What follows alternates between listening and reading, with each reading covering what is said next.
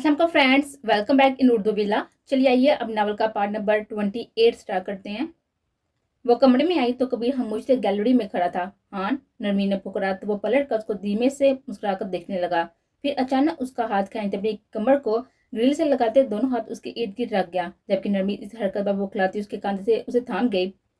जिस पर कबीर की मुस्कुराहट मजीद गहरी हुई, लेकिन फिर मुस्कुराहट समेट कर वो खामोश नजर उसको देखने लगा। जरगाम लाला माफी मांग रहे थे हमसे। नजरें उसकी गर्दन पर जमाई नरमी वो बोली जो कबीर सुनना चाहता था। फिर कबीर ने उसके बाद चेहरे से सिमटे कान के पीछे किए। वो और इसरा बहुत तकलीफ में है, हमने उन्हें माफ कर दिया था। कबीर ने उसके माथे पर लब रखते आंखें बंद की तो कई लम्हे यूं ही ठहरा रहा, जबकि नरमी भी आंखें बंद करती उसके लम्स को महसूस करने लगी। क्योंकि तुम बहुत अच्छी हो। कबीर के पापा नरमीन आंखें खोल उसको देखने लगी। हम सब अच्छे हो सकते हैं हान, कभी माफी मांग कर और कभी माफ कर कर। उसकी गहरी बात पर कभी गहरा सांस भरकर रह गया था। कभी कभी माफी मांगना इतना भी आसान नहीं होता जितना लगता है। कबीर ने उसकी आंखों में देते बेबस लहजे में कहा, नहीं हान, माफी मांगना और माफ करना इतना मुश्किल नहीं होता। ज़र्फ की बात होती है, हम अपने अनाओं को बीच में ले आते हैं। अगर रिश्तों के मामले में उसे दूर करके मियाना रवि एहतियात कर ले इंसान, तो इससे ज्यादा आसान और कुछ नहीं होता। उसकी बात सुनते कबीर आसमान की गहराइयों में नजरों को गुम कर गया। आपको सबसे आसान हाल बताऊं जिससे आपकी हिम्मत दुगनी हो जाएगी। नरमी की आंखों में चमक देकर कबीर ने इस बात में सर हिलाया। हमारे नबी मोहम्मद सल्लल्लाहु अलैहि वसल्लम ने फरमाया है कि अगर माफी मांगने से तुम्हारी इज्जत में कोई कमी आ जाए तो क़यामत के दिन मुझसे ले लेना। नरमी ने उसकी आंखों में देख ठहर ठहर कर बोला तो कबीर के जिस्म का हर हिस्सा कांप उठा था। गहरी सांस भरते हुए अपनी सफेद शर्ट की ऊपरी दो बटन खोल गया, जैसे इर्द गिर्द फिजा में ऑक्सीजन की कमी हो गई हो। इतनी बड़ी जात का इतनी बड़ी बात कह देना कबीर को वाकई हिम्मत दे गया था कि वो दिल बड़ा करते मुस्कुराता नरमी को सीने से लगाता उसके सर पर होंठ रख गया। तुम एक मुकम्मल लड़की हो, वो लड़की जिसकी हवाएं सबको होती है, सबने हंसकर बात करने वाली, सबका ख्याल रखने वाली। तुम्हें जिंदगी का हर सलीका मालूम है। तुम मेरे लिए मेरी जिंदगी में किसी नेकी का सिला हो। कबीर मुस्कुराता हो तो इस वक्त इस दुनिया का सबसे खुशकिस्मत इंसान तस्वर कर रहा था। तुम्हारी मासूमियत, तुम्हारी आंखें, तुम्हारे बाल, तुम्हारी मुस्कान और तुम्हारा यह खूबसूरत दिल तो मेरे लिए एक इनाम हो, और मैं खुशकिस्मत हूँ कि तुम मेरी शरीका हयात हो। कबीर जज्बात के रूह में बहते हुए साथी से अपने हंसा में झगड़ गया था कि नरमीन खिलखिलाकर हंसने लगी। बहुत शुक्रिया हान, लेकिन हम मर जाएंगे, छोड़े हमें। नरमीन सलसल खिलखिलाती चीही थी। जब कबीर भी हंसता हुआ अपने हंसार कमजोर कर गया था। ऐसे ही मर जाओगी, अभी तो हम अपने बच्चे इस दुनिया में लाने हैं, फिर उनकी शादी करनी है और फिर उनकी शादी करके उनके बच्चे देखने हैं। कबीर बोला तो नरमीन लाश चेहरा झुकाती उसके हंसा में समसाने लगी। छोड़े हान हमें, वरना हम बेहोश हो जाएंगे आपकी इतनी सख्त गिफ्ट में। नरमीन चिढ़ती हुई बोली तो कबीर उसको घूरने लगा। खबरदार, अब तुम बेहोश हुई तो, वरना मेरे पास और भी बहुत से तरीके हैं तुम्हें होश में लाने के। कबीर की गुड़ी पर उसके अल्फाज सुनते हुए ठहर कर उसकी आंखों में देखने लगी। हमारे हान बहुत अच्छे हैं और हम जानते हैं कि बस सब ठीक कर देंगे। कबीर की गर्दन के गिर्द घेरा बनाते वो अपनी बात मुकम्मल करती, पैरों की उंगलियां मोड़ती उसके गर्दन में चिरा छुपा गई थी कि उसकी इन मासूमाना हरकतों पर कभी कितनी बार दिल ना हारता। हाय जानम, ऐसे ही अपने हान के तरीफों के पुल बांधती रहो। तुम्हारा हान ऐसे इनामात के लिए तो मौत के कुएं में रेस लगाने को भी तैयार हो जाएगा। फिर कबीर क्या का लगातार उसे बाहों में उठा गया था, जबकि वो भी इसमें सिमरती मुस्कुराती उसकी गर्दन में चिरा छुपा गई थी। इसरा अपने मोरे के गले लगी, जिसकी आंखों में अटके आंसू गाल भिगोने लगे। इसरा बेटा, अपना ख्याल रखिएगा। वहाँ असमारा बेगम बहुत शिद्दत से याद कर रही हैं और हमें यकीन है हमारी बेटी का पूरा ख्याल रखेंगी। शाना बेगम ने मुस्कुराकर पहले इसरा और फिर सरगाम को देखा। जुमला मुकम्मल किया तो सरगाम भी धीमा मुस्कुराते इस बात में सर हिला गया। मामू जान, मैं जानता हूँ बहुत सी गलतियां हो गई हैं मुझसे, लेकिन उसके बावजूद मुझे मौका देने का शुक्रिया। मैं इस बार अब लोगों को मायूस नहीं करूंगा। वो बुरहान साहब के गले लगा तो वो संजीदा तासात लिए इस बात में सर हिला गए। बाप थे अपनी बेटी की हालत इस तरह कैसे ला देते जो उसने बर्दाश्त किया था। हमारा भरोसा टूटने मत दिएगा और न हमारी बेटी का मान टूटने दिएगा। जो उसने आप पर दिखाया वो उसका कदम तब पा गए थे। इस पर वो स्वाद में सारी ला गया। फरदान अपनी बहन के सर पर हाथ उसे सीने से लगाया था। ये मत समझना गुड़िया कि तुम लावारिस हो। किसी भी परेशानी में सबसे पहले हमें याद करना। तुम्हारे लिए यहाँ सब है, बाबा, चाचा, लाला, हम सब हैं। बस एक पुकार दिया करो और हम तुम्हारे पास होंगे। फरदान तो समझा रहा था जो मुस्कुराती इस बात में हिला के थी। वो तुम मेरी बहन जब चाहे यहाँ आएगी, और अब अगर तुमसे लेकर कहीं गुम हुए तो मुझसे बुरा कोई नहीं होगा। फरदान के दम की बात सरगम से जबरदस्ती गले से लगा गया था। तो फिक्र नहीं कर, तेरी बहन जब चाहेगी वहां रहेगी, जब चाहेगी यहाँ रहेगी। उसके बाबा फरदान भी उसके गिर्द बाजू हाल किए। ख्याल रखना मेरी बहन का, उसे एक कांटा भी चुभना ना। इस बार तो मैं उसे हमेशा के लिए यहाँ ले आऊंगा, समझा तू? वो अलग हुआ। फरदान की बात पर सरगम ने उसको घूरा, जिस पर उसे डबल गुड़ी से देखने लगा। रहमान, नरमीन और बाकी सब से मिलती इसरा बार पलट कर इसका इंतजार कर रही थी, जो अब तक नहीं आया था। शायद वो उससे मिलने भी ना आता। वो दिल पर पत्थर रखकर पलट गई थी, जबकि जरगाम भी ये नहीं सोच सकता था कि कभी इसरा से मिलने नीचे नहीं आएगा, जबकि नरमी भी उसका इंतजार कर रही थी।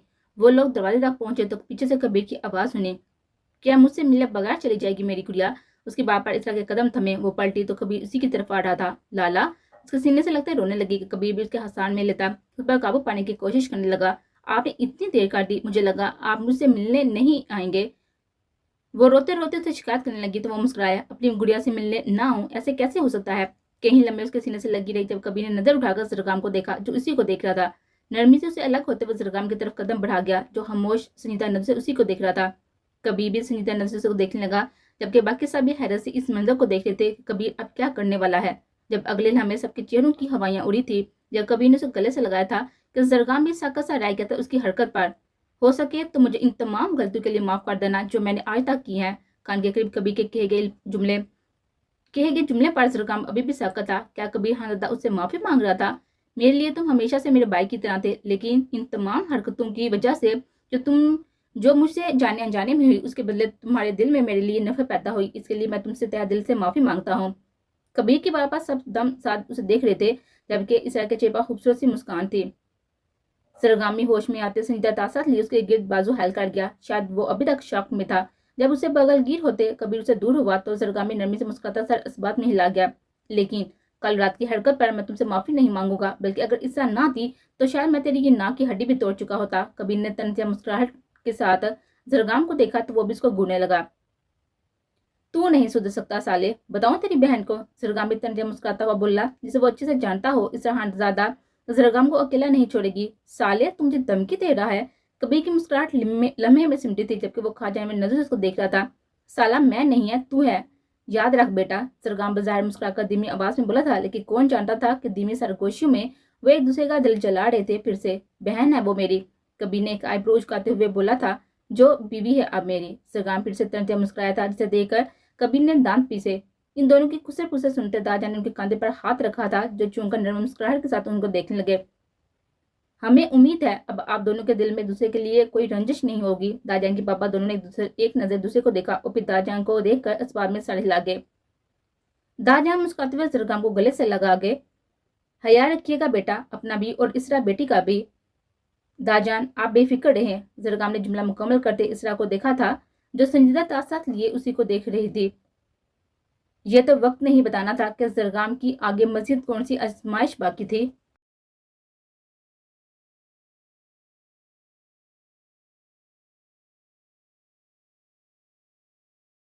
पूरे रास्ते गाड़ी में सन्नाटा था। इसरा अबाया पहने खिड़की से बाहर नजर आते नजारों को देखती गहरी सोच में गुम थी, जबकि सरगाम हर थोड़ी देर में उसके चेहरे पर निगाह डाल लेता। उससे बात तो क्या, उसकी तरफ देख भी नहीं रही थी, और ये बात सरगाम हानादार से बर्दाश्त नहीं हो रही थी। घर के दरवाजे पर गाड़ी आकर रुकी तो इसरा बाहर निकलते जा चुकी थी।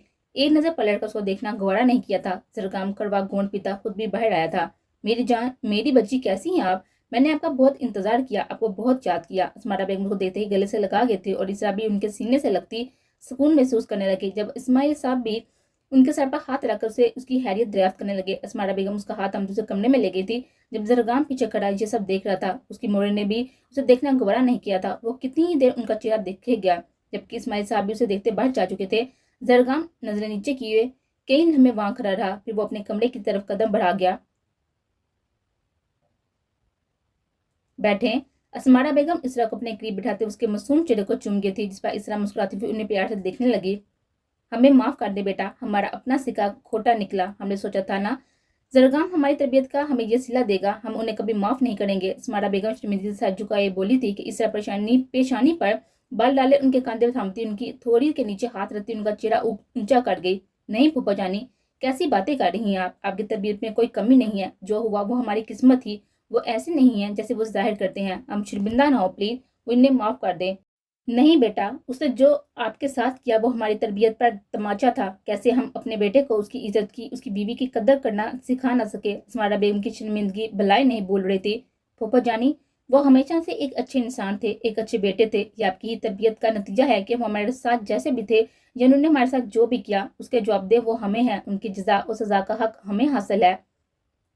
आप प्लीज उन्हें किसी दूसरे इम्तिहान में मत डालें। उनकी जिंदगी लोगों को दुत्कार और नजरअंदाजी में ही गुजरी है, और आप ही उनकी माँ हैं। इस वक्त उन्हें आपके प्यार की और आपके इतबार की और आपके साथ की बहुत जरूरत है। प्लीज उनके साथ बेगानू सा रवैया मत रखें। प्लीज फूफा जानी। इस्माइल बेगम की आंखों में आंसू आ गए थे। उसकी बात सुनते वो मां थी कैसे उसका दर्द ना समझती। उसे खुद से दूर करना, उसे नज़रअंदाज करना उनके लिए कितना मुश्किल था, उनसे बेहतर और कौन जानता था। लेकिन उसके साथ साथ वो एक औरत भी थी और वो एक औरत की इज्जत पर हर्फ कभी भी बर्दाश्त नहीं कर सकती थी। वो कैसे बताती ये बात कि आज अपने बेटे को इतने जख्मों के साथ देख उनके दिल को अंदर से किसी ने बुरी तरह से कुचल दिया था। लेकिन उन्होंने एक तरस की नज़र भी इस पर ना डाली थी, जो अपनी माँ को रहम तलब नजरों से देख रहे था दरवाजे पर खड़ा। प्लीज फूफा जानी, उन्हें माफ कर दें। ईसा के पापा वो सोच चुके भवन से बाहर निकल उसको देखने लगी। अल्लाह ने हमें बहू की सूरत में बेटी से नवाजा है। आप जैसी बहू, बीवी, बेटी और बहन अल्लाह सबको दे मेरी जान। हमारा बेटा बदकिस्मत है जो इस हीरे की कदर ना कर सका। वो इसरा का माथा चुमती प्यार नजर को देखते हुए बोली थी, जिस पर वो फीका सा मुस्कुरा गई थी। रहमा रात कमरे में आई तो उसकी तबीयत कुछ अजीब सी थी, जिसकी समझ से परे था। हर थोड़ी देर बाद उसे खड़े होते चक्कर से महसूस हो रहे थे, जिसे इग्नोर करती वो इधर से उधर काम में मगन थी। लेकिन अब कमरे में आते उसे मतली महसूस होने लगी। बिस्तर तक आते आते उसे मतली हुई तो वो फौरी दुपट्टा बेड पर रखती वॉशरूम की तरफ भागी थी। फरदान, जिसने अभी कमरे में कदम रखा ही था, रहमा को यूं बाथरूम में भागते देख कर वो परेशानी से उसकी तरफ वो परेशानी से उसके पीछे गया था। क्या हुआ रहमा, आपकी तबीयत तो ठीक है ना? लेकिन वो जवाब देने की बजाय मसल से केक काट रही थी। फरदान तो बुखला ही गया था, उसकी ये हालत थे जबकि इसरा केक काट के नडाल हो चुकी थी। फरदान से थमता बाहर लेकर आया था तो वो बिस्तर पर आकर बैठी नम आंखें कमजोरी से बंद किए थी। वो फरदान के सीने से लगती अचानक रोने लगी। मेरी जान, हुआ क्या है? हम डॉक्टर के चले, आपकी तबीयत कुछ ठीक नहीं लग रही हमें। फरदान से खड़ा करने लगा, लेकिन वो नफी में सारी हिलाती उसके सीने से लगी रोती रही। फरदान परेशानी से उसकी पूछ से हिलाने लगा। जब वो खामोश हुई तो फरदान से पीछे करता उसको देखने लगा। अलबत्ता हंसा अभी भी कायम था। क्या हुआ मेरी जान, आपकी तबीयत को? एक हाथ उसके कमर में डाले, दूसरे हाथ से परेशानी से उसके बाद चेहरे से हटाता उन्हें हाथ से समाने लगा। पता नहीं, हमने शायद कुछ उल्टा सीधा खा लिया है डिनर में, तभी हमें उल्टियां हो रही हैं। वो हिचकियों से बड़ा उसे बताने लगी। तो फिर मेरी जान, इसमें इतना ज्यादा रोने की क्या बात है? हम अभी आपको डॉक्टर के लेके चलते हैं। रहमान नफी में सर हिलाने लगी। नहीं, हमें नहीं जाना, हमें यूं ही आपके सीने पर सर रख कर सोना है, हम ठीक है अब। रहमान मन मनाती नींदू में बोली थी कि फरदान उसकी ऐसी हरकतें हुनको की तरह देखने लगा। अभी वो उल्टियां कर रही थी, फिर बिला वजह रो रही थी और अब वो नींद में चली गई थी। उसे ठीक से बिस्तर पर लटाता, खुद भी बगैर चेंज किए उसे सीने से लगाता, रोशनी में जाता नींद की वादी में उतर गया था। काफी रात हो गई थी। सरगम यहाँ से वहां कमरे में चक्कर लगा रहा था। अपने कमरे में आते ही सबसे पहले वो अपने असल में आया था। डार्क ब्लू कलर का ट्राउजर और पहने वह शर्ट लेस था। वो बार बार घड़ी की तरफ देख रहा था जो रात के 12 बजा रही थी। इस वक्त तक तो सब सो चुके होते हैं, फिर वो अकेली ऐसा क्या कर रही थी नीचे? वो माथे पर बार डाल इन्हीं सब सोच में मगन था जब दरवाजा खुला। इस स्पार्ट चेहरी अंदर आई तो सरगम ठहराते उसे देखने लगा, जो कबर्ड से अपने कपड़े निकालते वॉश में बंद हो गई थी। सरगम के मुंह में अल्फाज नहीं थे, समझ नहीं आ रहा था कि उससे क्या कहे। उसके सामने आते ही सारे अल्फाज जुबान से गायब हो गए थे जैसे। लेकिन वो अब सब्र नहीं कर सकता था। इसरा के आने का इंतजार करते वो वहीं टहलता रहा। जब वो वॉशरूम से बाहर निकलती, सादा से सुर में बालों की ढीली चोटी में बना रखे थे, बिस्तर की तरफ चलने की तो सरगम ने उसका हाथ थामते उसे रोका। वो ठहरी मगर पलटी नहीं। सरगम को अब चिढ़ होने लगी थी। उसके ना बोलने से अंदर ही अंदर लावा पक रहा था, जो उसके ना बोलने से कभी भी फट सकता था। लेकिन वो सब्र कर रहा था, जितना हो सके इतना सब्र। तुम मुझे इग्नोर क्यों कर रही हो? उसके सवाल पर भी इसरा ना पलटी और अपना हाथ भी बेजान से उसके हाथ में रहने दिया, जैसे वो छोड़े तो वो जाए सुने। अचानक उसका हाथ खींचते सरगम ने उसका चेहरा अपनी तरफ किया था, जो सर्द और संजीदा था। नजर नीचे किए उसके सीने पर दड़ी थी। कुछ तो बोलो, कुछ कह लो, कोई तो शिकायत कर लो, गुस्सा कर लो, चीहो चलाओ मुझ पर, लेकिन यूं खामोश मत रहो, यूं मुझसे नजरें मत चुराओ। उसे अपने बेताशा करीब करते वो बस लहजे में बोला था कि ईसा के तासरात में कोई रद्दबद ना हुआ। जरगा में नम आंखों के साथ दांतों को बीचते उसे कमर से थामते पीछे दीवार से लगाया था कि वो जब से आंखें बंद करती उसको छूना बर्दाश्त कर गई। एक हाथ कमर में डाले, दूसरा हाथ उसके गल से लगाते वो 2 इंच के फासले से उसे जी आकर देखने लगा। देखता रहा यहाँ तक जरगाम की आंखें नम सी होगी। ईसा ने नजरें उठाकर उसको ना देखा और ना वो देखना चाहती थी, लेकिन अपनी सासू का क्या करती जो उसके करीब आने वाली फूलने लगी थी। जरगाम ने हाथ गाल से हटाकर अंगूठे से उसकी घनी पलकों को छुआ, लेकिन उसने कोई हरकत ना की। इसका दिल में चढ़ा था, लेकिन हाथों को जितने की कोशिश ना की, बस नजरें चुकाए खड़ी रही। आई एम सॉरी, उसकी पेशानी से पेशानी टकाए वह धीमी आवाज में बोला तो इसरा की चलती सांसें थमी। दिल शिद्दत से थम कर दौड़ा था, लेकिन उसने फिर भी नजरें न उठाई। माफ कर दो मुझे, धीमी आवाज मजीद हरगोशी में गुली थी। लहजा मजीद गहरा होने लगा था। ईसा ने कुछ न कहा। उसके गले में पहनी बड़ी चेन पर नजरें टिकाई। वो यूं ही बेतासे लहजे में खामोश रही। माफ कर दो, तुम्हारे हर आंसू के लिए, हर दर्द के लिए, हर बेसुकूनी के लिए, हर तकलीफ के लिए। जरगा में नम लहजे में कहते उसकी पेशानी पर लबों को हल्का सा मिस किया तो उसकी जिस्म में सद लहर दौड़ गई। ईसा का हल्क खुश होने लगा, लेकिन वो कुछ न बोली। मैं जानता हूँ मेरी माफी तुम्हारे जख्मों को नहीं बांट सकती, मेरा पछतावा तुम्हारा टूटा यकीन नहीं जोड़ सकता, लेकिन फिर भी आई एम सॉरी, मुझे माफ कर दो प्लीज। वो जज्ब से एक एक लफ्ज बोलता उसकी पलके उठने की राह देखता रहा। ईसा का दिल इन लफ्जों से बनने लगा था। गले में सांस फुसने लगी थी, पर उसने हरकत ना की। डैम इट, कुछ तो कहो। जरगाम दबी दबी आवाज में चीता, दीवार पर से जोर से अपना जमी हाथ मार गया ताकि इसके जाम से खून फिर से रसने लगा। सफेद पट्टी शुरू होने लगी, जिसे नजरअंदाज कर जरगाम उसकी कपकपाती पलकें देखने लगा, जिसके डर से अब बंद हो चुकी थी, लेकिन अभी भी उसे मुंह से अल्फाज नहीं अदा किए थे। एक बार नजर उठाकर देख लो कि मैं तुम्हें गले से लगाकर बताऊं कि तुमसे दूर रहना कितना तकलीफदेह है। जरगाम का नम लहजा अब इसरा के दिल को मुट्ठी में दबोच रहा था। वो उसे उसे दूर धकेलना चाहती थी, लेकिन उसे कोई हरकत न की। जरगाम ने पेशानी से उसे दूर किया, लेकिन महसूस से आजाद ना किया, लेकिन हसार से आजाद ना किया। कोर्टे उसके खूबसूरत चेहरे के एक एक नकुश को देखने लगा, जो बेहद सुनने लग रहे थे। वो आंखें जो हमेशा उसकी मोहब्बत में जपती रहती थी अब वीरान थी। वो रंगा जिसके करीब हमेशा सुर रहती थी अब जर थी। वो जिसम जिसके छूने से लजरता था आज साकत था। जरगाम हानादा कैसे बर्दाश्त करता ये सब। हाथ कमर को छोड़ते उसके चेहरे के इर्द गिर्द हसार बना गया। जरगाम ने उसका चेहरा ऊपर उठाया तो उसकी गर्दन पर नजर टिका गई। प्लीज कुछ कहो, मुझसे बात करो, मुझ पर गुस्सा करो, मुझे सजा दो, लेकिन ऐसे चुप न रहो।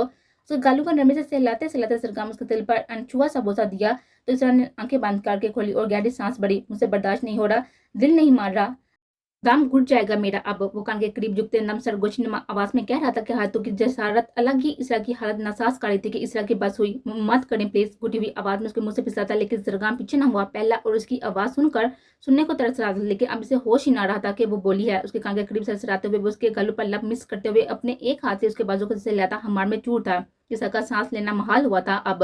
वो चूर से इसकी इस तरह जान निकलता था कि यहाँ इसरा का सांस बंद हो जाया करता था। पीछे हो बेनाम से सरगोशी करता उसने उसके सीने पर हाथ रखते एक झटका दिया, जिससे वो होश में आया। इसरा ने उससे नजरें न मिलाने का अहद किया था और अब बेतरतीब सांसों की सांस वो उसकी बुरी बोलती आंखों में देख रही थी, जो उसके हमार के संग लाल हो रही थी।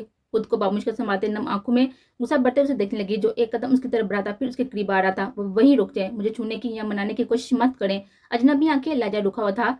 आवाज सर्द के जरगामों से बिना पलके झुकाए देखे गया। आंखों का जाविया बदलते इसरा ने गहरी सांस गले से नीचे उतारी। जानते हैं हम आपकी जरूरत का सामान है, लेकिन अब बस करें। हम मजीद आपका छूना बर्दाश्त नहीं कर सकते। कितना तर पाएंगे जरगाम हरादा, देखें हमें, हम मार चुके हैं अंदर से, अब कुछ नहीं बचा हमें। इस हंसती खेलती लड़की को बर्बाद कर दिया है आपने, और आपको लगता है कि हम आपको माफ कर देंगे। वो दबी दबी आवाज में चीखती कि सांस अब मजीद फूलने लगा था, जबकि जरगाम स्टिल खरच को देख रहा था। आपकी जबानी माफी चाहिए तो ठीक है, हमने आपको माफ किया। हाँ जरगाम हरदा, हमने आपको माफ किया, लेकिन वो रात हम नहीं बुला सकते। हम वो रात नहीं बुला सकते जब आप हमें किसी बेकार शय की तरह बीच रास्ते में फेंक आए थे।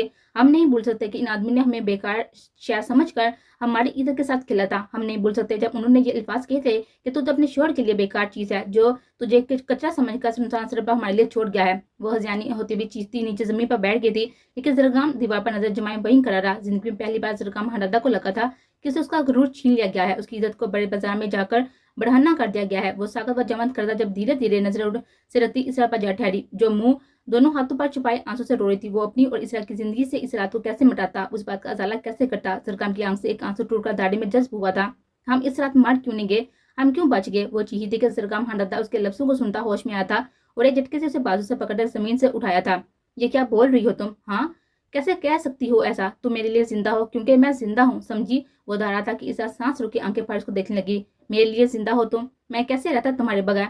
तुम्हें नजर नहीं आता मैं तड़पता हूँ तुम्हारे बगैर, मुझे सांस नहीं आता तुम्हारे बगैर, मैं मर जाऊंगा तुम्हारे बगैर यार। उसकी आंखों में देते जरगाम अपनी आवाज पर काबू पाते बेबसी से कहते उसे सीने में बीच किया था, जबकि इसरा साकसी खड़ी उसका एहसास सुन रही थी। जरगाम हंदाता तुमसे इश्क करता है। उसके ये अल्फाज सुन इसरा की सांस जो सीने में अटकी थी वो बहाल हुई थी, जबकि आंखें झपकते वो आने वाली नमी को पीछे धकेल गई थी। वो कई लम्हे यूं ही उसे लिए खड़ा रहा, जैसे अपने जलते दिल को सुकून दे रहा हो, जबकि ईसा उसके अल्फाजों में गुम थी, लेकिन होश में आते एक झटके में उसे दूर कर गई। आपको पता है ये अल्फाज क्या अहमियत रखते हैं हमारे लिए? अगर वो रात हमारी जिंदगी में ना आई होती तो जरगाम उसको दूर होते अपना सुकून दूर होता महसूस हुआ था। हम मुझसे झूम जाते, आपके सीने से लग जाते, आपकी बाहों में छुप जाते, आपके माथे का बोसा लेते और कहते कि आज इस दीवानी को उसका इश्क मिल गया। वह हंसती हुई बोली थी, जबकि आंसू तेजी से आंखों से बह रहे थे। जरगाम का दिल में किसी ने स्विच बोल दी थी। लेकिन आज हम आपको बताते हैं कि हमारी मोहब्बत हम समेत हम आप इस रात रास्ते में फेंक आए थे, जो इसी रात मर गई थी। हमारे दिल में आपके लिए जो मोहब्बत थी वो इसी रात मर गई थी, और आज आपके सामने एक बेजान शय खड़ी है जिसके दिल में तमाम हसासात मार चुके हैं। इसकी बात सुनते जरगाम एक कदम पीछे होता लड़खड़ाया था। कांच की तरह उसका दिल टूटा था।